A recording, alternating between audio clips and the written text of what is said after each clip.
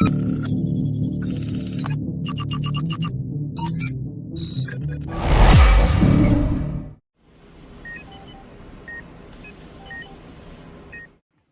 vamos a mais um episódio do podcast Anestesia de Valor, uma comunidade que carrega a assinatura da Anestec, plataforma número 1 da anestesia digital. Eu sou Jorge Preto, sou médico anestesiologista, CMIO da Anestec, e aqui ao meu lado, meu amigo, meu colega, também anestesiologista, Ayrton Bagatini, responsável pelo CT do SANI, coordenador da Perspectiva Assistencial do Hospital Ernesto Dornelles e membro do Comitê de Qualidade e Segurança na Prática da WFSA, da World Federation. Bagatini, prazer enorme ter você aqui. Muito obrigado por ter aceitado. Contextualiza um pouco para a gente o que é o SANI, assim, como que vocês trabalham, para o pessoal entender como que é esse contexto, porque hoje nós vamos falar de como que a gestão dos indicadores assistenciais modificam a prática clínica da equipe. Então, esse é um trabalho que é da equipe do SANI. Então, explica um pouco para a gente como que funciona, quantos vocês são, quantos hospitais vocês atendem, os números principais aí para o pessoal que não conhece. Bom, boa tarde a todos. Primeiro, um prazer para mim estar aqui conversando com vocês nesse podcast da Anestec. Eu faço parte do grupo do SANI. Nós temos 53 anos de existência.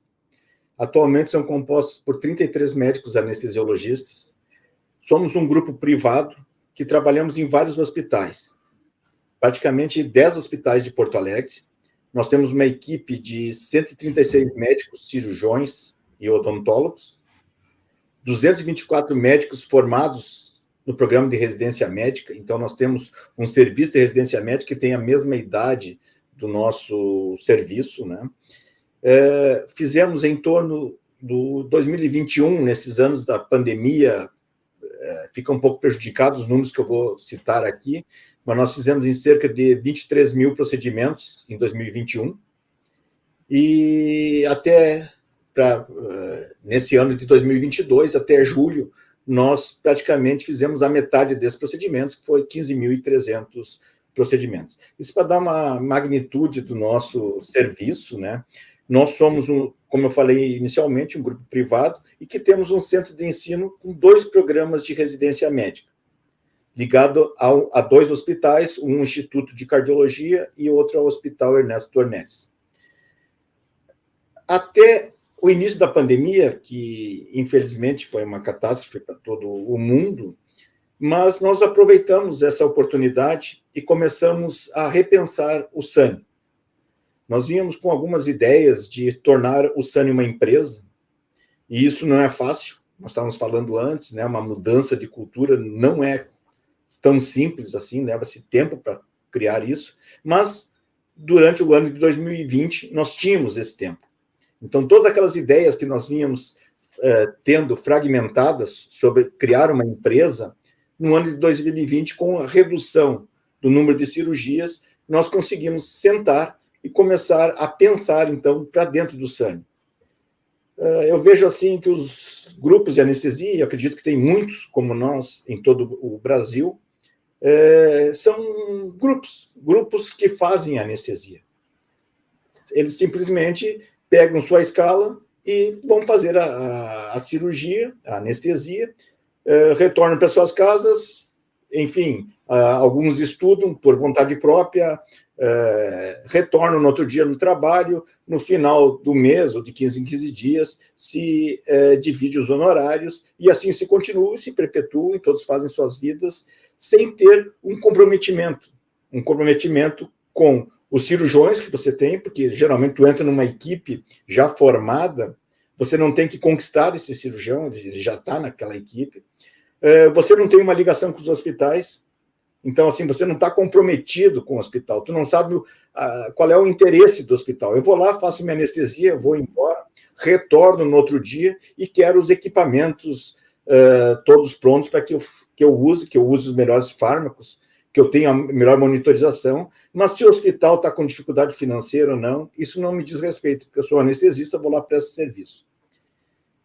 Nós entendemos que esse anestesista está fadado ao insucesso daqui para frente. A anestesia funcionou assim? Sim. Só que chega um ponto em que os hospitais não querem mais esse anestesista. E você deve fazer sempre uma pergunta, você que está me ouvindo. Qual a diferença entre eu fazer anestesia e o Jorge? Se nós fizermos a mesma anestesia, temos o mesmo conhecimento, o hospital vai escolher quem? Geralmente é o mais barato, é o que custa menos. Então, eu tenho que começar a me valorizar. O conhecimento hoje, ele está disseminado. É muito difícil o Jorge ter algum conhecimento que eu não tenha acesso. Eu posso não ir atrás, mas eu tenho acesso a esse conhecimento. Então, o que diferencia? Esse meu comprometimento.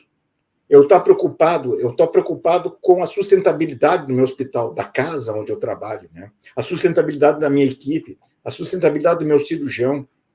Isso. Então, nós começamos a pensar nisso, e a primeira coisa que tem que fazer é um planejamento estratégico. Então, nós paramos lá em 2020 e começamos a pensar que nós tínhamos que nos reposicionar no mercado. Nós tínhamos que ter uma identidade organizacional, criarmos indicadores, porque o que nós ia apresentar? Nós não sabíamos se estávamos bem, se nós estávamos mal, nós simplesmente não medíamos. Né? Para vocês terem uma ideia, nós temos um sistema de gestão, enfim, que é o TOTS. Ele é muito robusto, mas para nós adaptarmos às nossas necessidades do SANI, isso levou um tempo. E ainda mais no dia a dia de todo mundo fazendo esse número de cirurgias, nós não conseguíamos nos integrar ao TOTS. Então, nós começamos pouco a pouco, tendo esses indicadores. E esses indicadores começaram a nos dar um envolvimento melhor com os hospitais, um envolvimento melhor com os cirurgiões.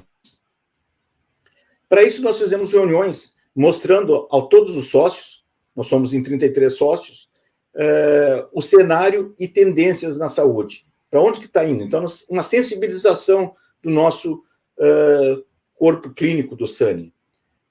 O que é valor em saúde? O que eu estou fazendo? Eu estou apenas levantando de manhã, indo lá fazer uma anestesia, eu estou gerando valor para o sistema de saúde. Eu estou falando não só para o hospital, para a minha equipe, para o paciente, mas sim para todo o sistema de saúde. Quanto que custou aquele meu procedimento anestésico? Aquilo ali, eu pensei que aquilo ali estava tendo um custo elevado ou não?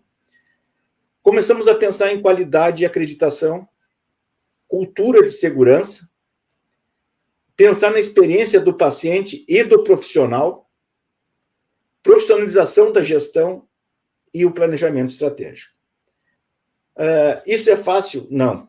É muito difícil. É muito difícil porque você não consegue transformar uma cultura em algumas palestras, as pessoas não conseguem entender o quão importante é isso.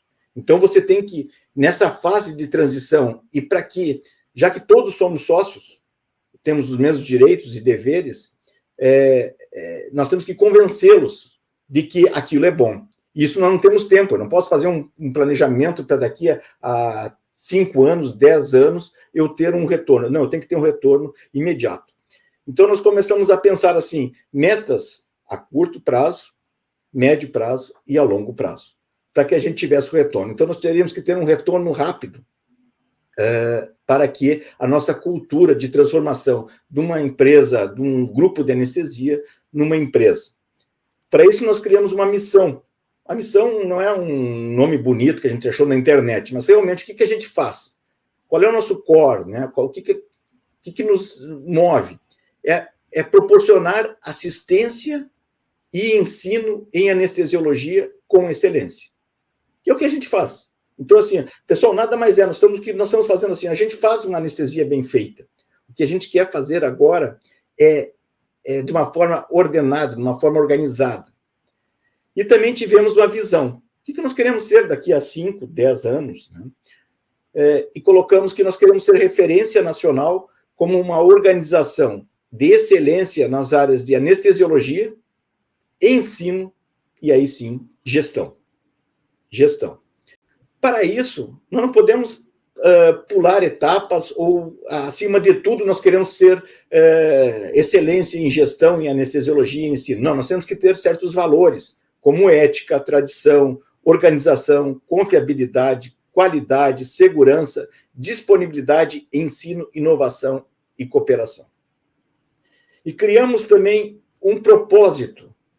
O propósito que era por que eu saio de casa todo dia para fazer a minha anestesia? Aí não pensando no serviço, mas por que cada um de nós levanta de manhã... Desculpa.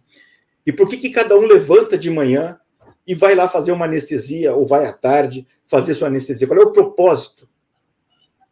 Então, o nosso propósito é desenvolver as atividades profissionais com excelência, confiança, estabilidade, credibilidade e um sentimento de bem-estar. Então, tudo aquilo que eu estou fazendo para o meu paciente, para o hospital, para o meu serviço, eu também tenho que estar me sentindo muito bem com isso. Bom, Jorge, aí começa... Você falou tantas coisas interessantes que eu estou anotando aqui do lado para te perguntar, porque quando a gente fala em cultura é um trabalho de tempo integral, né? E eu tenho essa vivência de ter feito uma empresa do zero, né? Fez minha empresa, que agora a gente fez a fusão com a Nestec, e quando você fala todas essas coisas que vocês fizeram, quando você começa uma empresa, isso está meio que no pacote, você tem que fazer isso, né? Você tem que ter a sua missão, valores bem definidos, porque quando você fica na dúvida sobre alguma coisa, e a gente fica muito na dúvida para tomada de decisão, não estou falando agora da anestesia, estou falando da administração, da gestão. Cara, qual dessas duas opções está mais alinhada com os valores da minha empresa? Cara, a decisão que estiver mais alinhada é a que você deve tomar. E uma coisa que eu sempre falo, assim, porque a gente tem muito essa visão de ter do empreendedorismo, eu sempre pergunto assim, você quer saber se a tua empresa ela tem gestão ou ela é só o pessoal que se juntou para fazer anestesia?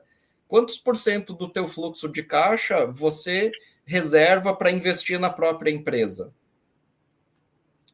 Se você não reserva nada, você paga as contas e distribui, você não é você está juntando o pessoal, né, fazendo uma cooperação, né, chama do jeito que você quiser, mas não é uma empresa em si. E tempo e dinheiro hoje, para mim, é a mesma coisa, eles só estão em formatos diferentes. E olha que interessante você me dizer que quando vocês conseguiram ter tempo para pensar nisso, é que o negócio andou. E isso é uma impressão que eu tenho, assim, que a maioria das empresas de anestesia, das equipes, a gente está tão sobrecarregado com a rotina, com o dia a dia, e a gente tem dificuldade em entender que a gente precisa de pessoas cuidando da gestão, cuidando do negócio, para isso realmente passar a ser uma empresa com uma gestão, não só um grupo de pessoas que faz anestesia e que acaba dividindo depois esses rendimentos. É uma mudança de conceito e que é muito difícil, porque às vezes o colega que está lá tocando o centro cirúrgico, ele acha que o outro que está lá fazendo o negócio, fazendo a gestão, ele tem que entender que aquela função é tão importante quanto ele fazer anestesia. Vocês tiveram essa dificuldade assim para fazer essa mudança de visão, de conceito? Como que foi isso na prática? Que a gente quer ter conversas sinceras, né, Bagatinho? Não é só a teoria. Tivemos e temos, né? Porque isso não, nesses 2 anos e meio que nós começamos, nem todo mundo ainda está de acordo com essas mudanças, né? Então, por isso que eu disse antes lá, nós temos que ter um resultado rápido. E aí a pandemia nos ajudou, porque com a queda do número de cirurgias, obviamente, a entrada de dinheiro reduziu. E aí como que se faz isso? Bom, calma, pessoal, nós vamos conseguir manter a empresa porque nós temos um fundo de reserva. Então, fiquem todo mundo calmo, que esse fundo vai ser dividido. E começamos a demonstrar a partir disso, vejam como é importante você se planejar. Então, assim, é isso que tu estava falando. Vamos pagar as contas, pagar os impostos e agora dividimos todo o dinheiro. aquela ideia de, não, cada um de nós, como nós somos sócios, cada um sabe o que a gente faz com o nosso dinheiro. Eu não preciso que a empresa gere o meu dinheiro. Ok, tem pessoas que são realmente muito capacitadas financeiramente, têm esse conhecimento, mas e os colegas que não têm? Então, essa ideia de uma empresa, mas que cuida dos seus sócios, né, de quem está fazendo, não é simplesmente assim, não, o Jorge sabe administrar bem seus recursos financeiros, então está ok. Mas e aquele que não sabe? Por que a gente não pode fazer algo em conjunto e crescermos junto? Né? Então, isso começou a se transmitir. Bom, com o retorno do trabalho, através que a pandemia ia chegando ao seu final, o retorno ao trabalho começou. As anestesias continuaram acontecendo, aumentando de volume, e, obviamente, todo aquele esforço, obviamente, de alguns, porque nem todos estavam comprometidos com essa mudança, mas aqueles que queriam, mesmo querendo, não tinham tempo para isso. E nós começamos a ver que, como nós criamos um mapa estratégico, a gente não conseguia mais que os colegas conseguissem alcançar os indicadores, as metas planejadas no planejamento estratégico. Então, nós vimos o seguinte, nós não temos capacidade de fazer isso. Alguns têm, muitos dos nossos colegas fazem MBA em gestão, e tem essa capacidade, ou capacidade até intrínseca, nata dele, de estudar e ir atrás e gostar de gestão, mas nós não estávamos conseguindo, porque eu tenho que fazer anestesia, tenho que estudar, tenho que dar uma aula, e tá pesado. E nós começamos a ver assim que não conseguia, então, mover esse nosso planejamento, tudo aquilo que a gente planejou. O que nós tivemos que fazer? Nós começamos a contratar consultores. Então, nós temos consultores. O primeiro era para gestão interna. Como é que nós ia fazer a parte interna? Nós temos que organizar isso aqui, nós temos que fazer integração entre o TOTUS e toda a nossa parte de faturamento, a nossa parte de cobrança, enfim, toda a parte financeira. Então, nós contratamos um consultor interno. Ele foi lá, fez o dever de casa, né? Todo o back-off do nosso serviço, ele ajeitou toda aquela parte ali, junto com os nossos funcionários. Nós tínhamos um funcionário âncora, que está lá há mais de 20 anos conosco. É uma pessoa que fez seu crescimento pessoal também, ela fez uma faculdade de administração de empresa, está trabalhando conosco. Então, assim, bem aderente ao nosso processo de transformação. E esse consultor ajeitou a nossa parte interna até que a nossa administradora conseguisse andar por si só, entendesse todo o processo, e hoje nós não precisamos mais dessa consultora externa. Contratamos também um consultor financeiro, de como que nós íamos trabalhar dali para frente. Então, ele fez planilhas para nós, se nós não baseadas no achismo, vamos pegar um novo serviço, vamos pegar um serviço de endoscopia, por exemplo, então que a gente tenha planilhado o que aquilo vai nos render, quantas pessoas a gente vai precisar, todo o processo financeiro nesse novo empreendimento. E até chegar tem que ter um entendimento assim que nem tudo é retorno financeiro, né? Muitas vezes tu tem que pegar um serviço porque aquele serviço vai render vai render tem ganhos secundários, não só o financeiro, como o comprometimento. Às vezes é uma visão estratégica, você assumir alguma coisa que pode ser vista inicialmente como um prejuízo, mas no plano estratégico global, aquilo faz muito sentido. Perfeito, é isso mesmo. E então nós começamos a contratar esses consultores, contratamos uma assessoria de marketing para a empresa, contratamos uma assessora de qualidade e segurança. A de qualidade e segurança está conosco até hoje, então ela que monitora toda a parte de indicadores e fica nos cobrando e nos apresentando esses indicadores. Gosto de falar de marketing também, porque a gente não acerta sempre. Então, assim, não, eu vou fazer isso, dá certo, ou deu errado, olha só, vocês querem mudar e já deu errado isso aqui. Não, as coisas não dão todas certas. Então, assim, acertamos na qualidade de segurança, mas no marketing, o primeiro assessora que nós contratamos não estava adequada, mas nem por isso a ideia do marketing era ruim. A ideia do marketing era boa, nós tínhamos que estar certos disso. Então, o que a gente fez? Somente trocamos uma que estava mais alinhada com os nossos objetivos. Estamos com ela até hoje. E com isso, com esses assessores, nós começamos a criar corpo. Nós fizemos 4 reuniões de planejamento estratégico.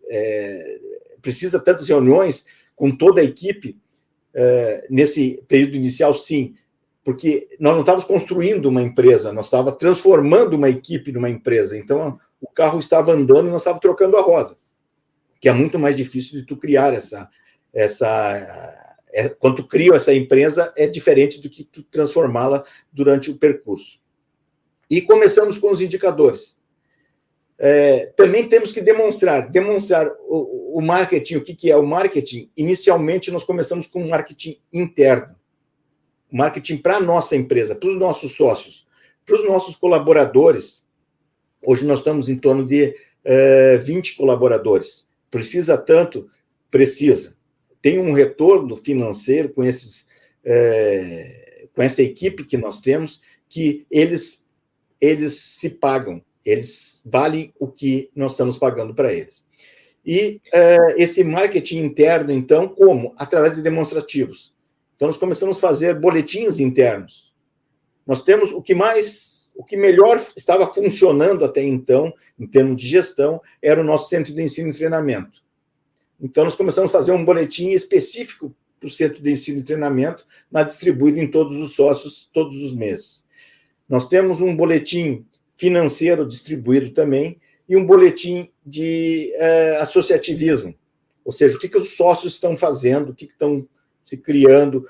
Nós, com isso, nós conseguimos mostrar para as pessoas o que essas pessoas que saem da escala de trabalho e se dedicam um pouco mais à gestão estão fazendo. Então, nós temos que dizer também, dar uma resposta a esses colegas que estão lá fazendo a anestesia, que é, né, o nosso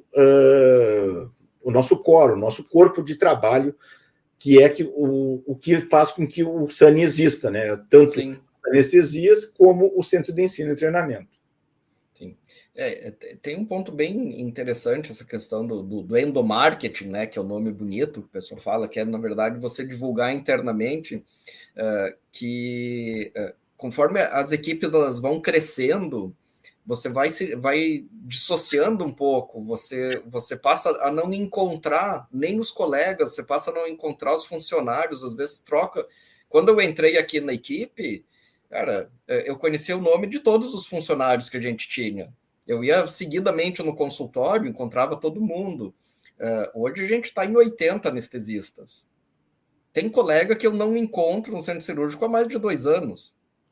Então, você tem que criar outras estratégias quando você passa a ter um tamanho maior, tanto entre os colegas anestesistas, entre os funcionários, porque senão vai ficando, parece que meio que cada um por si trabalhando junto.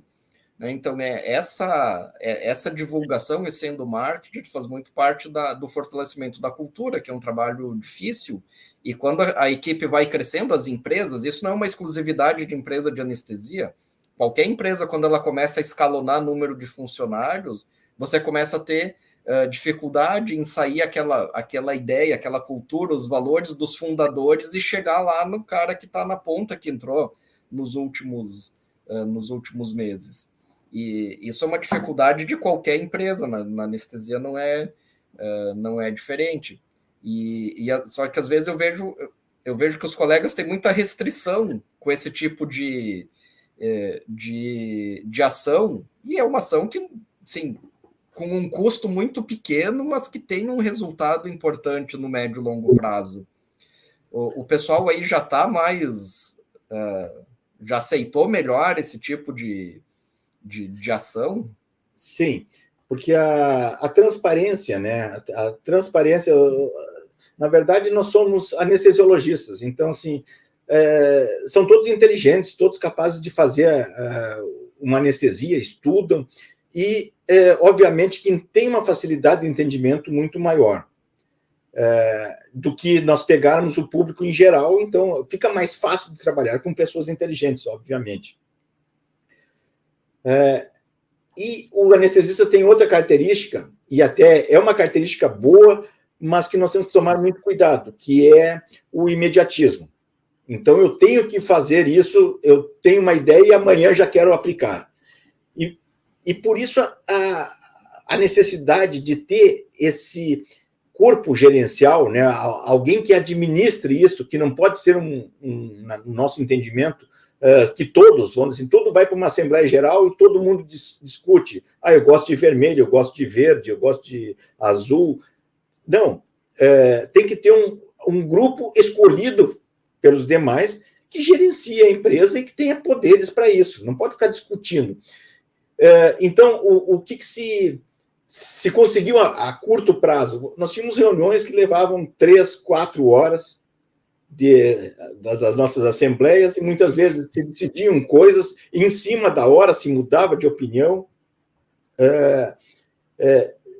4, 5 meses depois se voltava naquela questão, não se sabia muito bem o que tinha discutido, o porquê que foi decidido aquilo, ou se tomava alguma coisa, porque eu acho que é assim, eu tenho o meu feeling diz que é isso, né?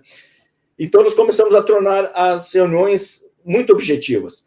Nós sistematizamos. Para mim, eu trabalho dessa forma, eu acho que o anestesista também deve trabalhar dessa forma, então ficou muito fácil.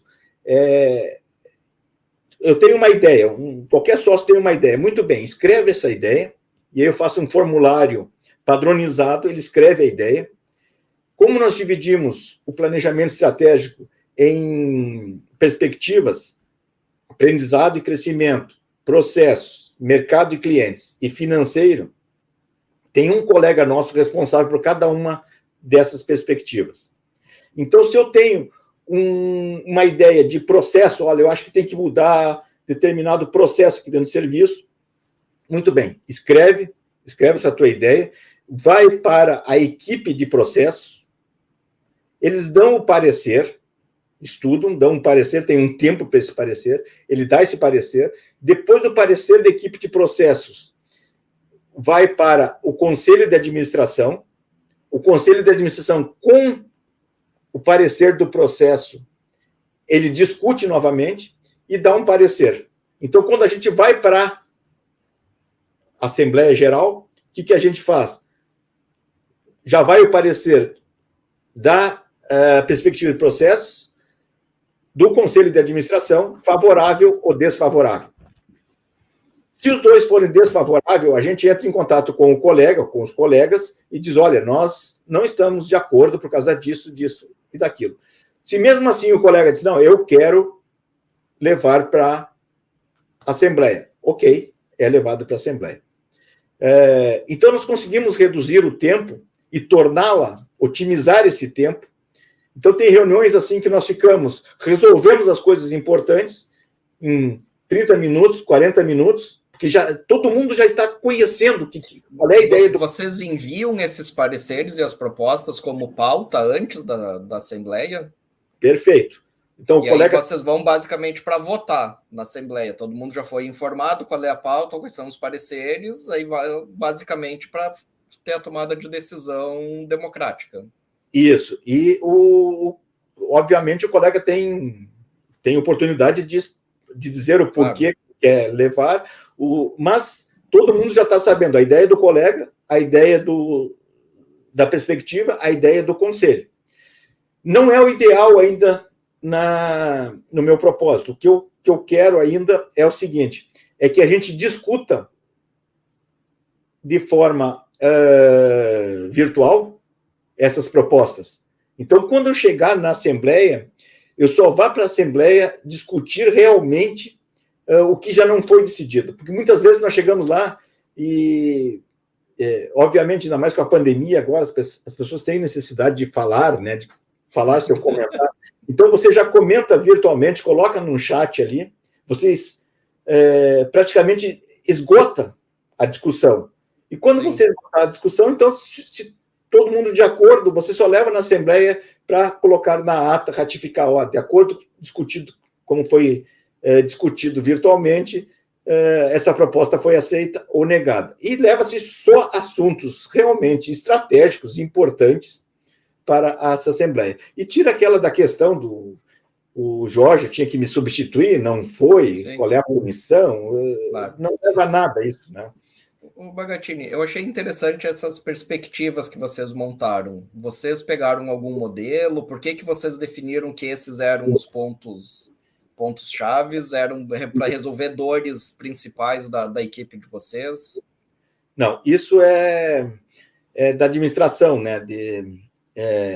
Kaplan colocou que você deve primeiro ter isso aqui eu levo para a vida, né? Eu digo assim, não é só em gestão quando você está fazendo. Qualquer coisa que você queira fazer, você primeiro tem que aprender e crescer.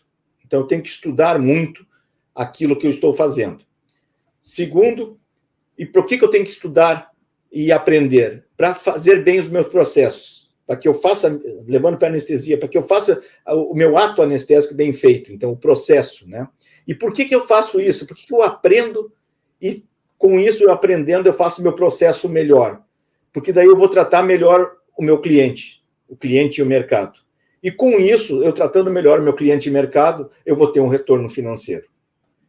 E eu vou ter esse retorno financeiro para quê? Para a minha subsistência e para eu investir novamente no meu aprendizado e crescimento. Para melhorar o meu processo, para tratar cada vez melhor o meu cliente, para receber mais um retorno financeiro e investir. Tem a sustentabilidade do ciclo como um todo, né? Exato. A grande questão é assim, as pessoas querem o resultado financeiro e pulam as etapas, né? E é muito importante essas etapas. E eu gostaria de entrar até que eu comecei esse assunto antes que o anestesiologista ele quer as coisas imediatamente, isso é bom, mas nós temos que ter uma certa ordenação por isso, porque citando um caso prático agora, que chegou um colega e disse, olha, nós temos que implantar a meritocracia. E isso nós estávamos organizando a empresa. Nós temos que colocar a meritocracia, temos que fazer a meritocracia. Conseguiu que muita gente que estava, enfim, descontente com o que estava fazendo, que tinha que ter uma meritocracia e que tinha que fazer a meritocracia. Só que nós tínhamos um passo antes. Nós tínhamos algo a fazer antes, que era o planejamento, nós tínhamos que organizar, nós não estávamos organizados ainda, né? Então, nós dizíamos assim, não, calma, nós vamos implantar, mas lá na frente, não, vamos à meritocracia.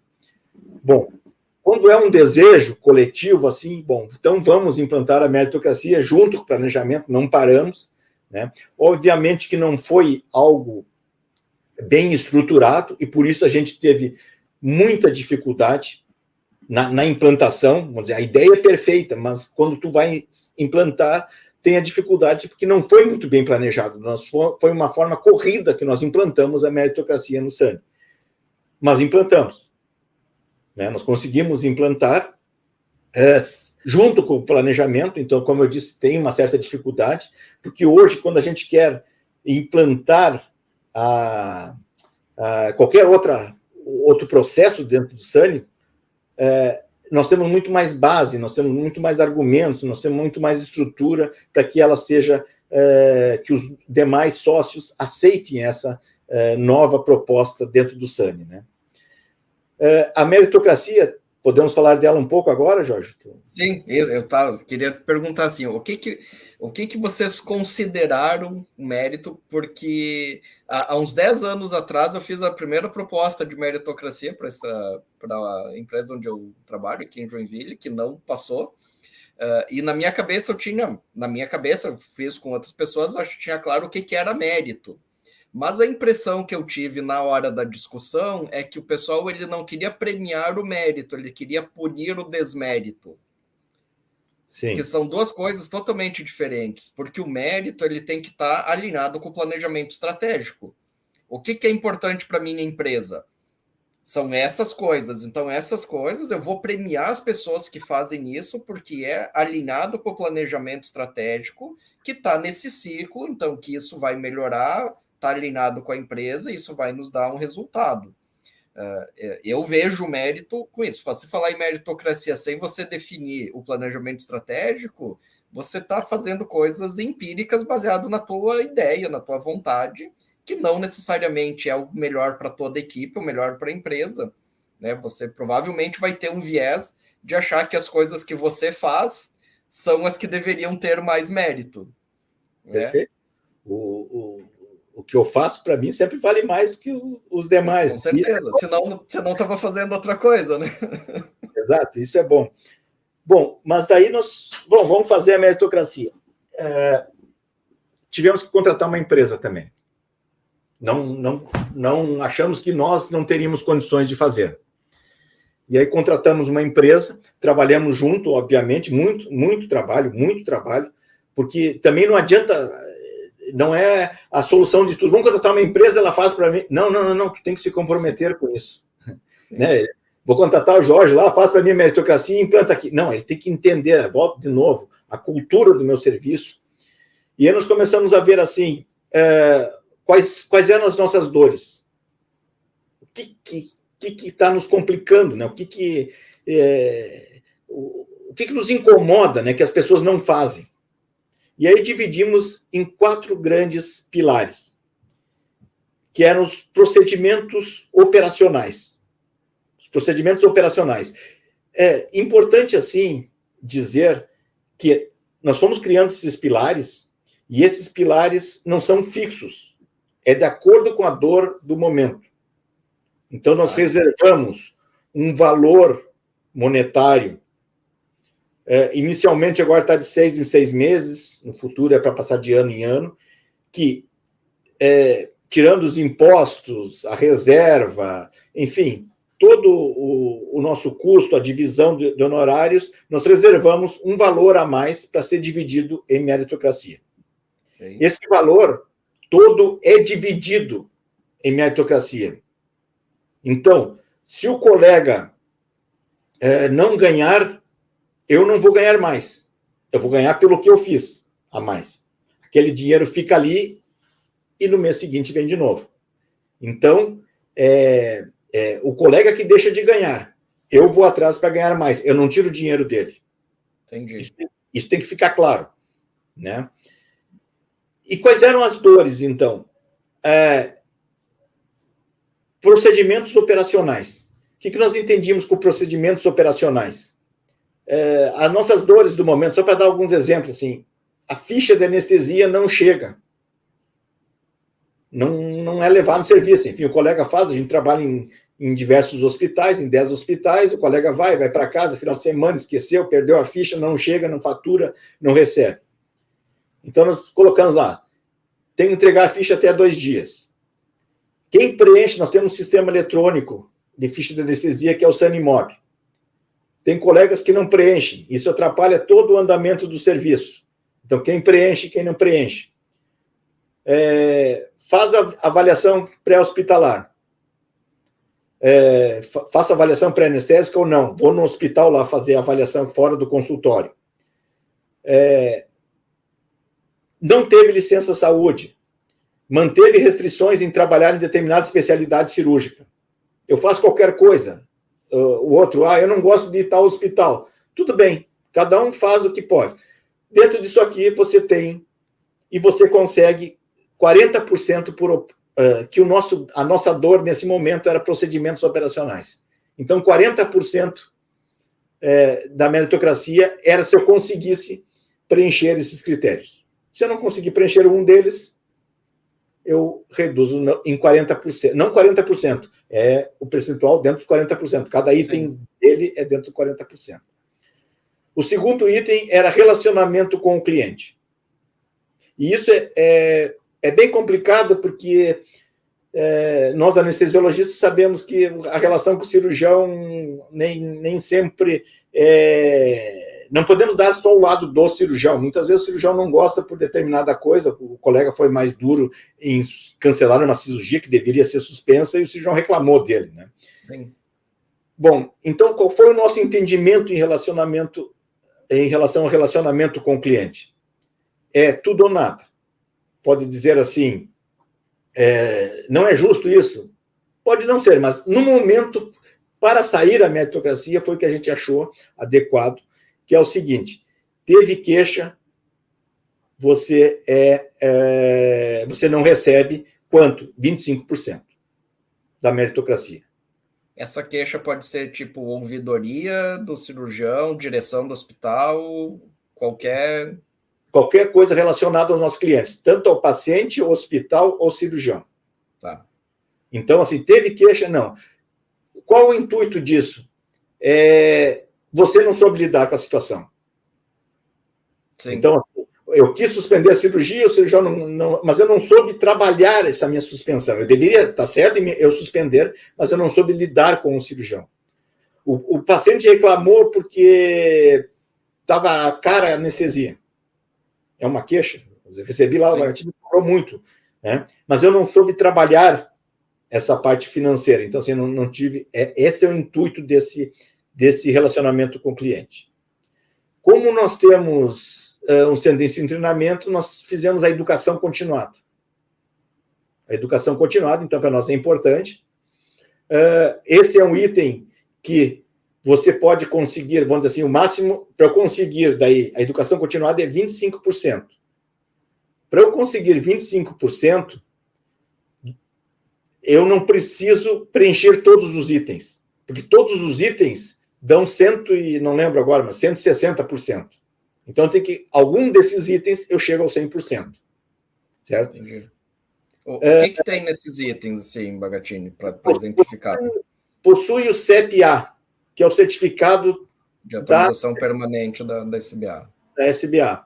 Então, assim, já tem vários indicadores ali dentro do CEP-A. Se eu tenho esse CEP-A, quer dizer que eu estou me atualizando, né? A ideia é se atualizar. Aí, possui MBA, sim ou não? Possui mestrado, possui doutorado, fellow, possui certificado a cada 2 anos, ACLS, PALMS, SAVA, participou em pelo menos 75% das reuniões científicas. Nós temos uma reunião científica que ocorre há 53 anos, todas as terças-feiras, das 20 às 21 horas. Todo o serviço, todos os residentes participam. Então, se você participar, todo mundo pode participar, né? É um desejo de cada um não participar. Sim.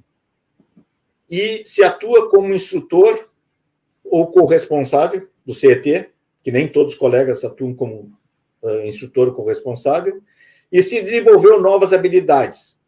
Então, eu não sei fazer ecocardiografia, eu fui fazer um curso de ecocardiografia, eu me especializei em dor, em anestesia pediátrica, qualquer diferencial dentro da anestesia, fibrobroncoscopia, enfim, eu tenho não somente fazer, eu tenho que ter um certificado e mostrar que eu realmente fiz aquele curso, né?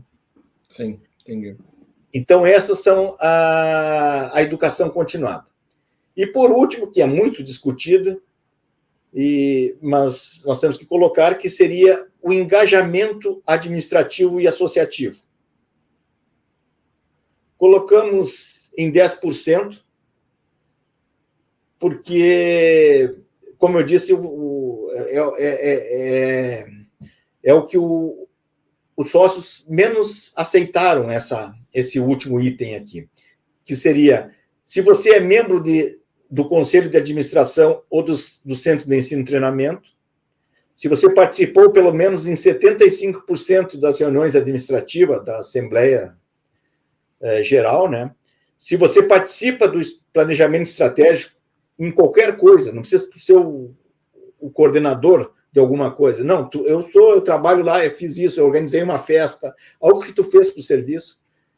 Se você participou 100% das pesquisas realizadas, e se você participa de diretoria, coordenação, gerência de entidades externas.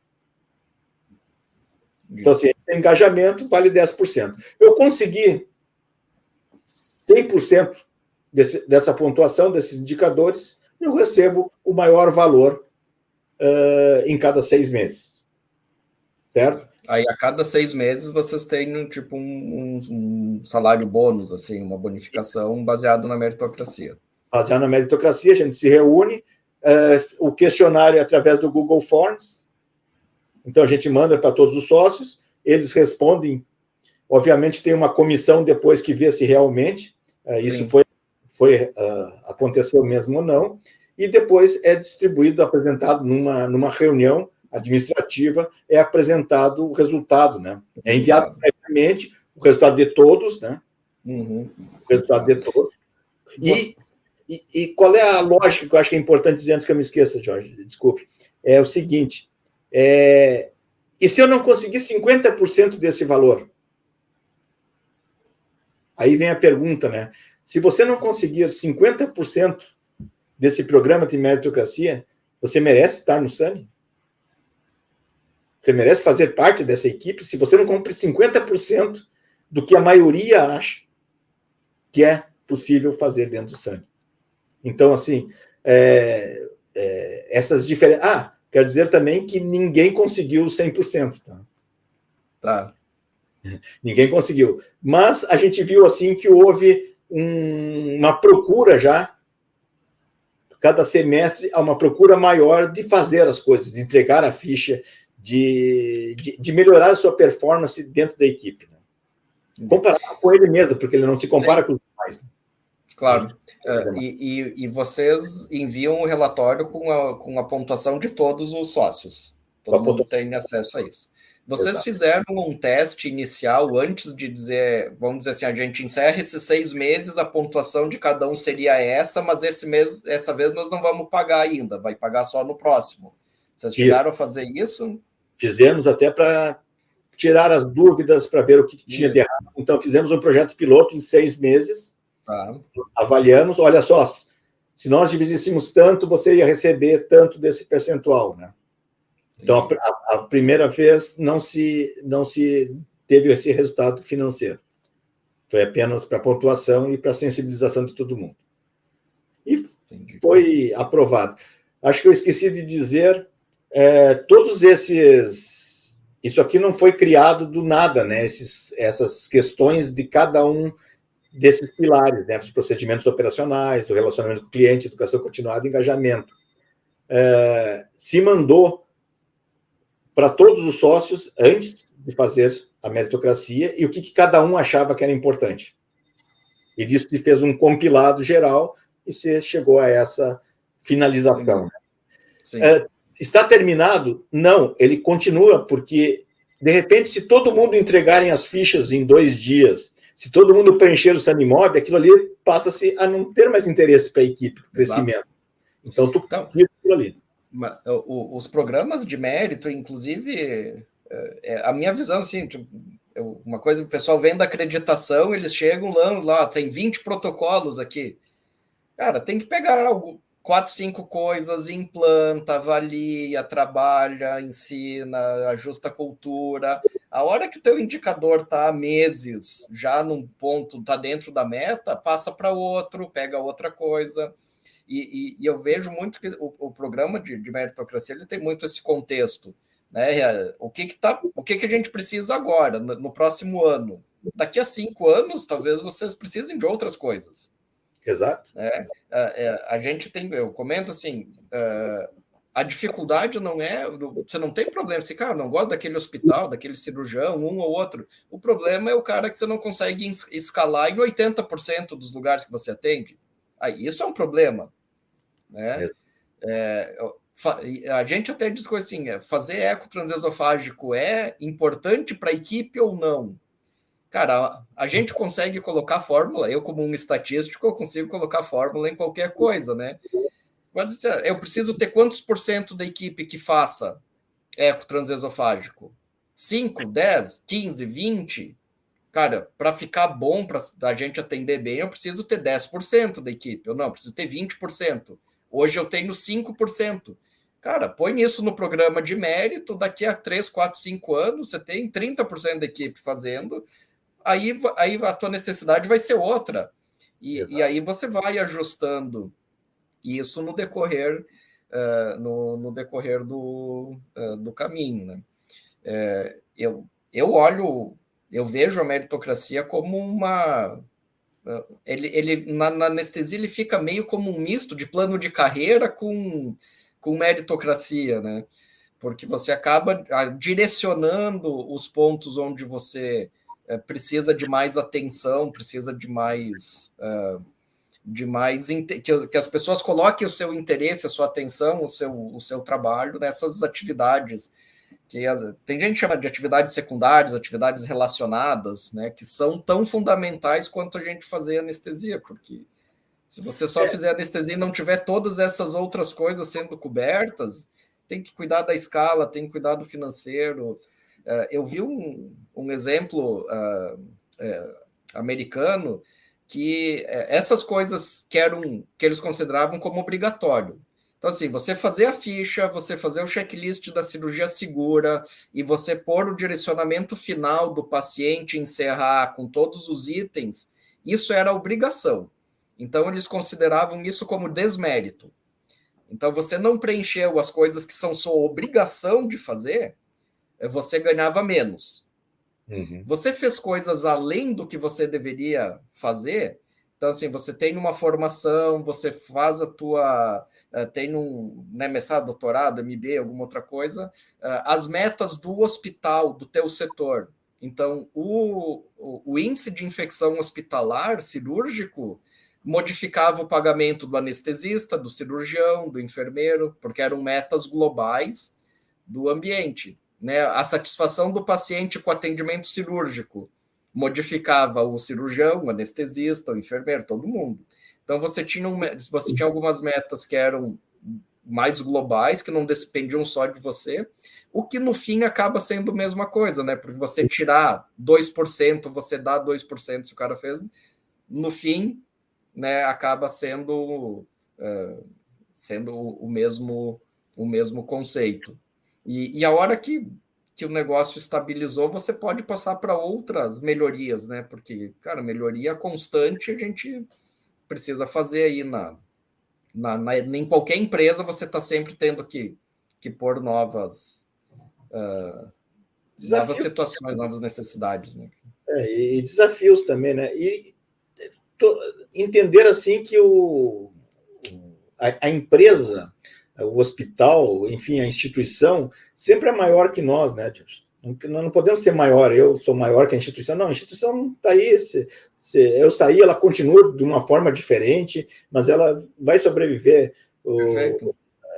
O Sani tem 53 anos, entende? Às vezes eu vejo assim, vou sair do Sani, então, olha, que pena, né? Mas o Sani vai continuar. O Sani é grande, entendeu? Não é porque uma pessoa vai sair, por mais importante que cada um seja dentro do Sani, faz a equipe, né? Mas, assim, uma pessoa só não vai destruir toda uma empresa consolidada. Mas, Jorge, eu estou meio preocupado porque nós viemos aqui para falar de indicadores.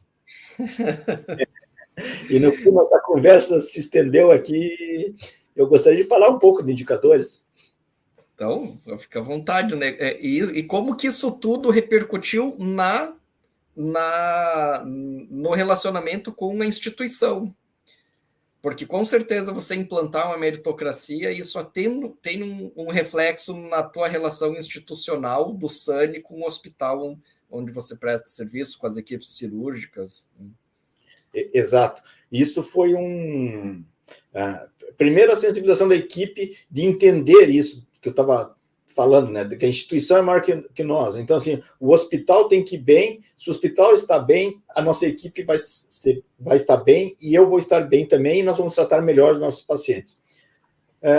Então, essa ideia começou a ter esse comprometimento com o hospital, com equipamentos, com horários, com o custo da minha anestesia dentro do hospital, não deixar, entre aspas, né, os furos dentro do hospital. O hospital está precisando disso aqui, vamos lá. Não tem médico na sala de recuperação, muito bem. Nós temos um suporte para fazer isso. Não é remunerado agora, mas no momento que você cria essa necessidade, que seria o médico na sala de recuperação, no momento que você tira o médico da sala de recuperação, vai criar o problema. Então, eu estou comprometido eu estou lá na sala de recuperação, eu preciso, né? Eu não tinha, não tem problema, mas eu comecei lá, comecei a dar resultado, o hospital está vendo isso, eu não posso mais tirar. E aí, assim, nós começamos com, historicamente, né, com a consulta pré-anestésica foi assim também, não se podia cobrar no início, agora todo mundo entende que tem que ser remunerado, a sala de recuperação tem que ser remunerada, então, esse comprometimento com o hospital, e esse envolvimento, e nós começamos a fazer, então, dentro disso, reuniões com os hospitais. Marcamos reuniões com os serviços de qualidade e segurança dos hospitais, sentamos lá, mostramos nossos indicadores, nós temos esses indicadores para mostrar, gostaríamos de compartilhar com vocês, porque eventos adversos, muitas vezes as pessoas não notificam, o anestesiologista não é diferente das outras pessoas, então, nós estamos aqui para compartilhar, nós gostaríamos que o Serviço de Gerenciamento de Risco do hospital nos passe as informações sobre o SANI, e a gente tem aqui o que os nossos anestesistas também não relatam ao hospital. E nisso nós temos uma simbiose muito grande e há um comprometimento também. E poucas equipes aproveitam essa oportunidade que tem de discutir esses indicadores com os hospitais, né? Então, a gente leva lá, obviamente, quais são a produção cirúrgica, né? O número de cirurgias realizadas, o número de cirurgia realizada versus urgência, cirurgias realizadas por convênio, por especialidade, por procedimentos, e quais são os top 10 cirurgiões nossos. São importantes isso? Claro que são. Em cima disso, a gente pode tomar medidas protetivas de incentivos a essas especialidades, qual é o convênio, como que nós estamos nos portando através do tempo, através desses indicadores, né? Então, hoje, nós monitoramos todos esses procedimentos realizados, quais especialidades que são, porque vocês imaginem assim, nós estamos na mão de um único convênio, ou não, nós estamos a 60% dos nossos convênios, 60% é um convênio só. Então, será que isso é bom? Aí nós conseguimos discutir em cima disso. Nós precisamos mais alguém para pegar na equipe? Tá, vamos ver os indicadores, então. Quantos procedimentos a gente tem? Precisamos fazer mais eco transesofágico? Quantas cirurgias cardíacas? Quanto a gente precisa realmente desses eco transesofágicos? Aí tu começa em cima de dados, tu não começa assim... Eu sempre gosto, né, que tem... Quem entende de feelings era Morris Albert, né? Hoje em dia tu tem que ter dados, tu sabe melhor que isso, que eu. Sim. Isso, né? Então a gente consegue ter quais são os maiores procedimentos, quais são suspensão. Suspensão cirúrgica é importante? Claro que é importante. Tu imagina assim, por que esse paciente foi lá no meu consultório, fez a consulta e o motivo da suspensão, né? E o motivo da suspensão foi clínica? Como assim? Como? Olha o transtorno que você levou para o paciente que foi até o meu consultório, foi até o hospital e eu cheguei lá, suspendi por falta de condições clínicas, o cirurgião descontente, o hospital descontente, todo mundo descontente. Então, assim, vamos avaliar o que é, o que está acontecendo, que mesmo fazendo a avaliação pré-anestésica, essas cirurgias estão suspensas. Será que não dá para baixar essa taxa de suspensão? Quais são os motivos, né, dessas cirurgias suspensas? Então, é administrativo? O motivo é clínico? O motivo foi o paciente que não foi? O que é que nós estamos fazendo de errado? Aí a gente sabe, através dessa estratificação, através do tempo, nós conseguimos trabalhar em cima do que está mais prejudicando esse andamento do serviço com suspensões cirúrgicas. E você levar isso para o teu cirurgião. Olha só, nós estamos com tanto por cento de cirurgias suspensas devido a isso. Quem sabe a gente trabalha em cima. O cirurgião quer isso. Quem não quer? O hospital quer, os pacientes querem, porque eles não vão ter sua cirurgia suspensa, né?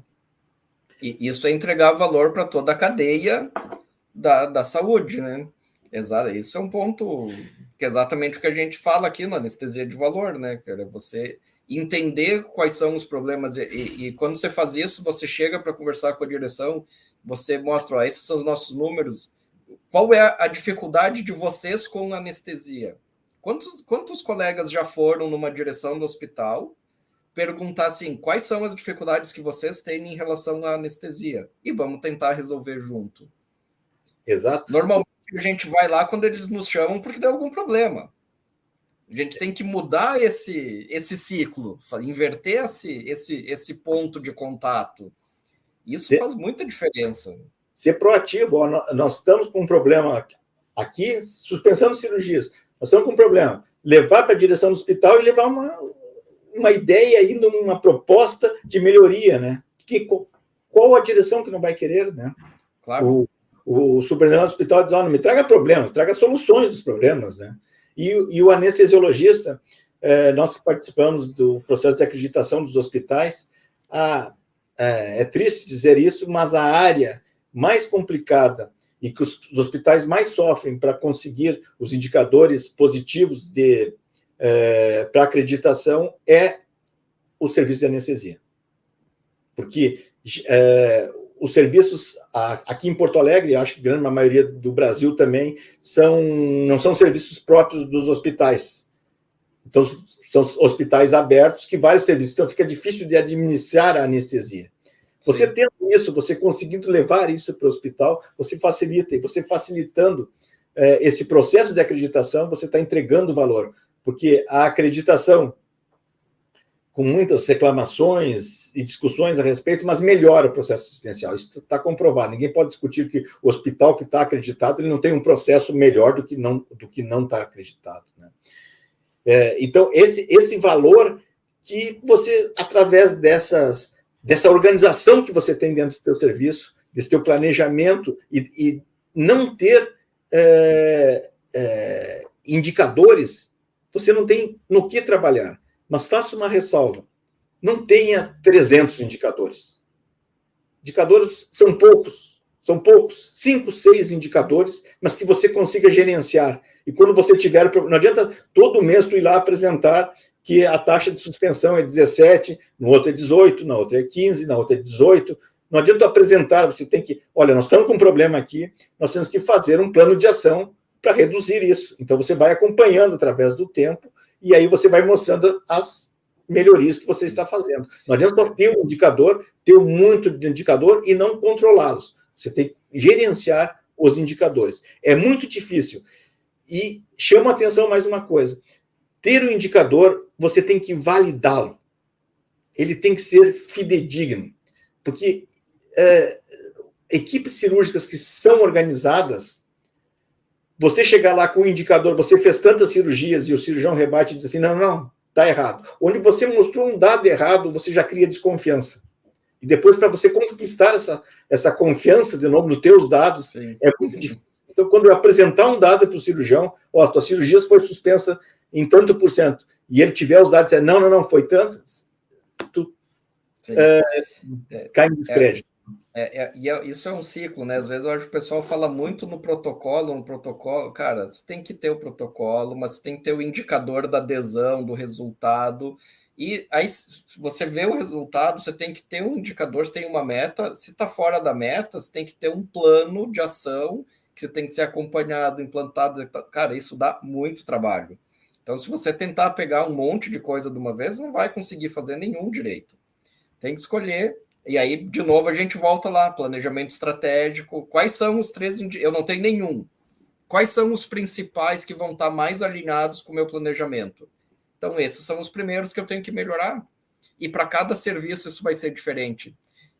Eu te agradeço muito, né, gente? Já está chegando aqui 1 hora de conversa. Te agradeço muito por ter conversado aqui comigo, aberto, né? Como que foi esse processo, como que vocês fizeram a meritocracia, o que vocês levaram em consideração, mas acho que o ponto inicial é sempre ter esse planejamento, porque aí você vai definir na tua equipe, na tua situação, na tua história, o que é mais importante, e você vai ir atrás dos indicadores que estão mais alinhados com aquilo. A hora que você ajeita aqueles, você vai num ciclo de melhoria. Foi muito esclarecedor ter essa conversa. Eu sabia que vocês tinham um sistema de meritocracia, mas não tinha os detalhes, agora eu sei. Não só eu, né? Todo mundo que escutar a gente aqui vai ter acesso. Martini, muito obrigado. Mensagem final aí para o pessoal que você gostaria de deixar para os nossos ouvintes aí do Anestesia de Valor.